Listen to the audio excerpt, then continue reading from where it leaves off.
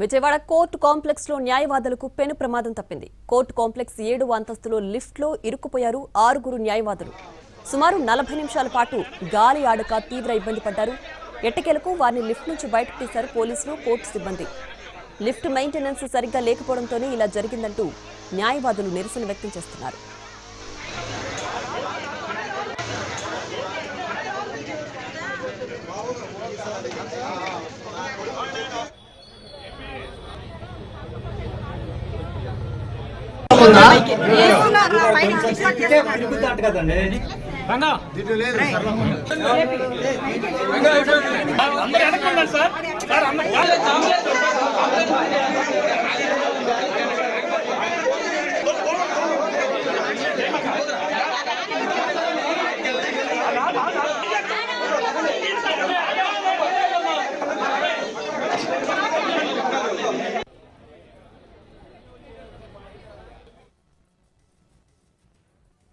Lift పోతే న్యాయమూర్తి తీసుకురాడు, అడగాలి కదా ఏం జరిగిందని.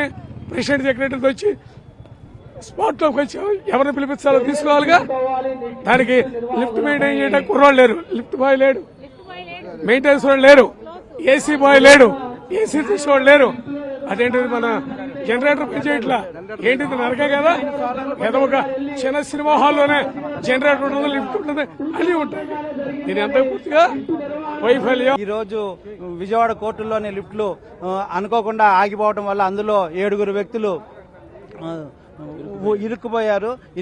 అందుట్లో ఒక 70 ఏళ్ల వృద్ధుడు, ఒక 6 నెలల గర్భిణీ స్త్రీ ఉండటం వల్ల గంటన్నర లిఫ్ట్ లో ఉండటం వల్ల గాలి సోకే పరిస్థితులు కూడా ఆ లిఫ్ట్ లో లేవు. ఏ లిఫ్ట్ అయినా కూడా ఆగిపోతే, కరెంటు పోయినా కానీ ఏ సందర్భంలో ఆగిపోతే అది పై ఫ్లోర్ కో కింద ఫ్లోర్ కో వచ్చి ఆగాల్సిన పరిస్థితి ఉంది. ఈ కోనే లిఫ్టుల్లో అటువంటి పరిస్థితి లేదు. ఆ లిఫ్ట్ కూడా క్లోజ్డ్ డోర్స్ ఉన్నాయి, అవి తీసేసేసి గ్రిల్ డోర్స్ పెట్టాల్సిన పరిస్థితి ఉంది. ఇటువంటి పరిస్థితుల్లో ఇవాళ మా జనరల్ సెక్రటరీ గారు వాళ్ళ కోసం పరిగెత్తుకుంటా పైకి వెళ్ళి 2-3 సార్లు పైకి కిందకి తిరగడం వల్ల సమస్యలు ఆయన పడిపోయాడు. అయినా కానీ ఉద్యమం ఆపకుండా మా బాల సభ్యులందరూ కక్షిదారుల యొక్క క్షేమాన్ని, సీనియర్ అడ్వకేట్లు, మా లేడీ అడ్వకేట్స్ యొక్క క్షేమాన్ని కోరుకొని మేము విధులు బహిష్కరించడానికి నిర్ణయించుకున్నాము. న్యాయవాదులు